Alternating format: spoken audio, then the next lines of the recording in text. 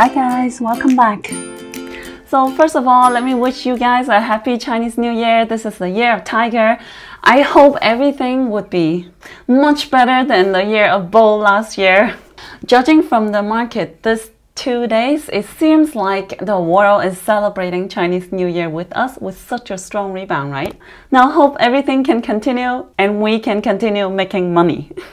So what a roller coaster for the January we've just had. This is quite a special January.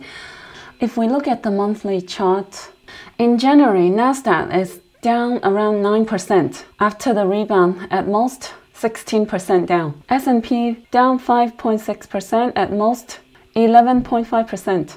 But this doesn't represent the situation for growth stocks, however, because if you look at ARK Invest, the ARK ETF, it is down 20% in January and at worst 32% down. Well, I think this would represent most of the growth stocks in general, the tech more than the Nasdaq and S&P 500. But with this kind of environment, while it's very easy to lose money by a lot, the portfolio by not losing as much, I have turned my portfolio to make profit in January by quite a bit. I have many accounts. Some portfolio is up by 30 to 40%, some are up by even 50%. So I would say it's a very pleasant score under the condition of this kind of market dropping almost non-stop for a few weeks. And I'll tell you what I did and my strategy throughout this correction. And I'm telling you all these not because I want to show off, but because recently I've been getting more and more haters comments saying that I am so bad, my TA is laughable, I read the chart the opposite way, and just do the opposite of what I say and you'll make a ton of money. So this kind of comments I've been saying more and more, and at some point it's kind of hard to take. I know I should ignore. I know many of you message me and say how I should ignore the haters' comment and not let them influence me. But you know, sometimes it's like an annoying fly that just constantly bother you everywhere under the YouTube comments, in the Discord. Like it's just non-stop criticism that doesn't do anything but destructive. It's not constructive criticism. Many people kept fixing on the fact that I trimmed some of my long-term positions without telling you guys. But in this video, I'm gonna prove everything to you and explain my whole thought process and strategy throughout December and January. So then please, we need to reconstruct ourselves, refresh our mind, and stop focusing on being a fly and start focusing on how to rebuild your portfolio and be responsible for your own investment, as I'm not a financial advisor. I try my best to be transparent, and in fact, before I sold on December 20th, it was during the weekend I spent a while regrouping and thinking about my strategy, how I did on 2021 and what I planned for 2022. So I sent a few messages on the Discord on December 19th. It was after midnight.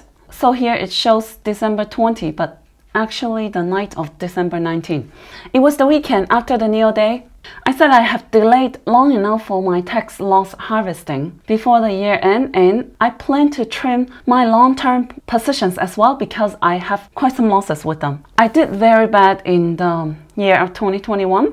But I want to stop wasting time and to think about the if only this, if only that.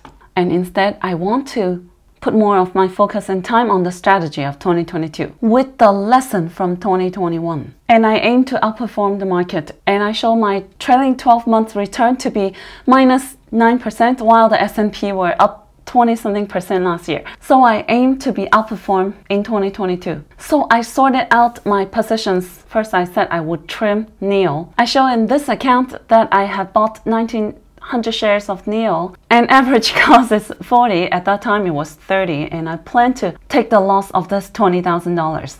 The thing is, I started to buy NIO from $3 and 10, 11, 12, 13, 14, 16, 18, and at the same time I also average up at 40, 50s, and even 60s. So my average has gone up quite a bit, even though there are some parts that's still at the profit level, but still. I said that in the long term, I'm still bullish on NIO. I have strong faith on NIO, but I really had underestimated the external factors, the macro environment, the politics, the supply chain issue. And at the same time, NIO was having a not so good year in 2021 because of the delivery numbers. But I think this would change in the next year, especially 2023 and probably even the second half of 2022, near the end of this year. So this was a decision I made after I have given some time to think about this.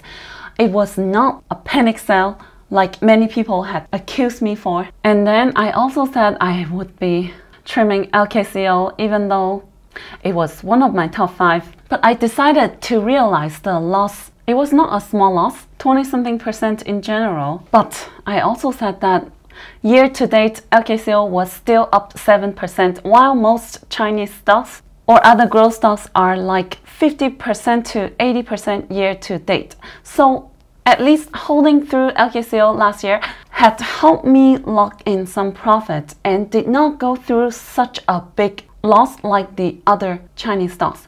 Think about it. Year to date, it was still up 7%, while the other tech giants like Baidu, Alibaba were down like 50 to 60%. And I also said that once the HSI rebound, I do think the big tech would be the first group to rebound, to pull up the index, while the other growth stocks or smaller caps might not have formed the bottom. So at that time, my strategy was, if I realize the loss for LKCO with a smaller loss and switch it to Alibaba or CWeb that has stronger correlation with the index and also much more down year to date. Maybe I could get a good return and some recover. That's my thought back then. At the same time, I suggest everyone to leave some cash ready for worst case scenario. So then if your favorite stocks drop to lower support, you don't just witness and not able to do anything. So those are the message I sent before the market opened, near the end of that weekend. And the next day, I did what I said. I said I liquidated these long-term positions. I realized the loss for tax purpose, and I speculated there would be a last shake for Chinese stocks coming. So I really don't understand why people said I didn't say any of this. And if you pay attention to my videos, every step along the way I have explained my strategy and my plan for this year. In the video on December 23rd, before Christmas, where I have analyzed the HSI, I said the stronger companies might spend a while to make a bottom going up and down, while the weaker ones possible to even make lower low. And what stocks to buy when HSI show the bottom would varies for different sectors. There's no way to know which sector would grow first. So I suggest to locate part of the portfolio in the KWEB. And also use the example of BYD. The fact that even though BYD is such a strong EV company backed by Warren Buffett, could still continue to make lower lows with the 2008, 2019 and 2020 market correction, still making lower lows. So I use this as an example to show that the fact that HSI might have bottomed does not mean that all growth stocks or smaller caps have made the bottom. So they can still continue to make lower lows. That's why I suggested to have something that have stronger correlation with the index. So that's another important reason why I trimmed those long-term positions. To get into CWEB, to ride the rebound with the index. So I really don't know why these haters say I am not being transparent when I trim. To me, this is acting just like an annoying fly that is stopping me from thinking clear. And I need to keep responding, keep repeating the proof that I have said it in advance before I trim. This is very tiring and stop me from keeping a clear mind, a fresh mind. And if I don't have a fresh mind, I cannot give proper suggestion. And this is bad for everybody, bad for the community. And a couple weeks ago, before the whole big fall of all the index, I've shared my point of views throughout all the major index for the year of 2022. I said that I thought 2022 would be a very difficult year, more difficult than the last year. And most likely before the medium-term correction. It's gonna be a trader's market. Good for short-term trading because of a lot of volatility. but very difficult for long term. So that's why I said I have increased my short-term position from 20% to 50% for this year. So this had helped me avoid a lot of the falling every time the index dipped quite hard. So at the beginning of this correction, I suggested to hold on tight with the CWEB and the Chinese big techs. And for that, I had recommended PDD because my price target was 49. It dipped a little bit below 49 and had a strong run up after that, all the way to 70. And that's when I started to buy the put option. And on these 2 days, I opened the put option on PDD. With the rebound, I said I would take profit from the CWEB January 12th. It was in the morning on this day. After that, it kept running down, but on that day, I was mainly focused on selling. And then on January 18th, market continued falling, as well as the FXI, the Chinese index. So I said I am adding yin. January 18th, it was on this day. It opened at 8.7. That's the price I bought in. Next day, it was up 5%. I said I would trim part of it. And the day after that, we had a strong gap up of CWEB and yin. So I said I would be taking profit. On January 20, here at market open, I sold at 10.2 and CWEB at 14.3. And after I sold, I also said I would buy put on JD as a hedge and suggest another choice to be Yang. At that time, Yang was at 15 and in a few days ran from 15 to 21. The triple bear for China shares, ETF. And when I said I would open the short position for JD, it was at 80. And you see what happened after that? I closed my put position after it doubles. January 24th, the market was dipping like crazy. I bought the dip for Xiaopeng at 37. It was here on Monday when it dipped to 37 and quickly bounced back up. But 2 days later, I sensed that it's not right towards the FOMC meeting. So I said I would trim Xiaopeng at market open and again set up the hedge position SQQQ. So January 26th, I trimmed Xiaopeng at market open at 39.6 and SQQQ directly went from 40 to 45 after the FOMC meeting when I took profit. And last Thursday in the morning, I said I have 50% cash ready to buy the dip and gave a list of what to buy. First is CWEB at 9, SOXL price target 32 to 34. Because I speculate a good rebound opportunity in the US chip sector. NIO and Xiaopeng, I did not know where the bottom would be, but in the video on that night, I set Xiaopeng for $30 target for the short-term bottom. So at that time, Thursday morning, when I said it, CWEB was still at 11. And it didn't take long for it to reach my price target of 9 point something range. And after that, 30-something% up in 3 trading days. And SOXL, at that time I said it was still at the 40-something level, and it did not take long for it to reach my price target of 32 to 34, right? Lowest it got to 33, and then you see what happened after.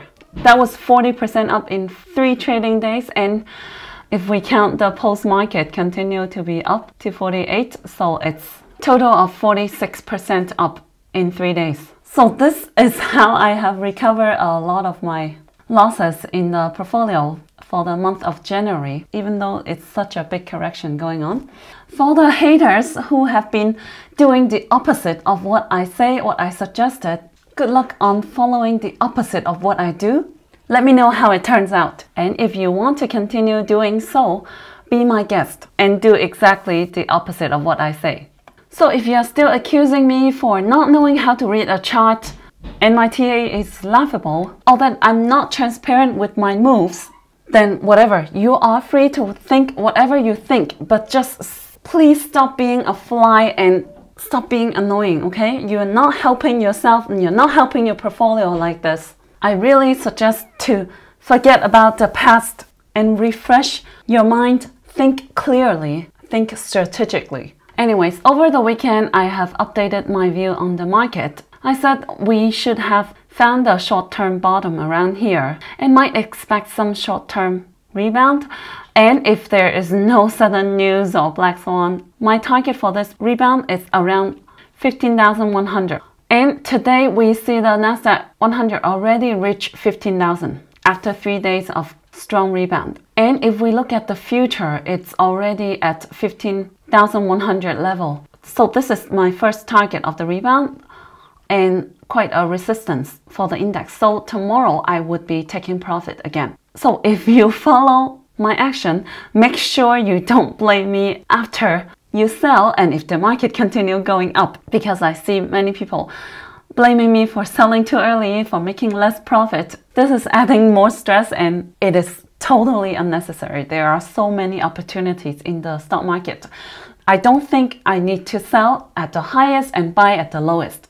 This is just chasing some impossible dreams. As long as I have profit, I'm happy to take it. Any profit is better than loss. So right now, I think we have found a short-term bottom, but doesn't mean that we are gonna do a V-shaped recovery. I think this chance is quite low. Whether this is really the bottom or is this a bull trap rally, no one can tell for sure. But if you did not buy the dip last Friday, I don't think there is a point to chase a FOMO right now. Who knows if the index would continue to make lower lows later after the rebound. And if it doesn't, if this last week was really the bottom, then at least it would make a second leg or double shape bottom, most likely, right? If this is really the bottom. But for now, I still speculate there will be more pain coming, maybe March or April, around the next Fed's meeting, because they might increase the interest rate by 50 points at once, and that might create more volatility in the market. We'll see how it goes, okay? Now, that's it for what I want to share. Sorry that I took quite some time to vent a little. I had to take it out because it had been inside my brain for so long. It felt so good to let it out. I feel much more relief and I can keep a much more clear mind to help anyone that needs me. Okay, now if you have enjoyed this video, please give me a big like and write me a great comment, and I'll see you in my next video. That's it, guys. Hope you can find my videos helpful. Make sure you subscribe to my channel and give me a big like. Thank you.